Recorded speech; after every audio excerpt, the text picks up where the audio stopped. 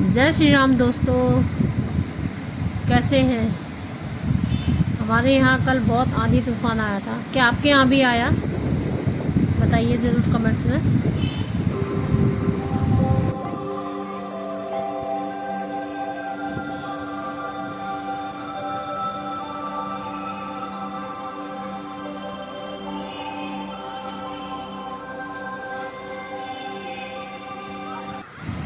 ये देखिए, इतनी धूल भरी आंधी थी, कुछ ऐसा नज़ारा था ये।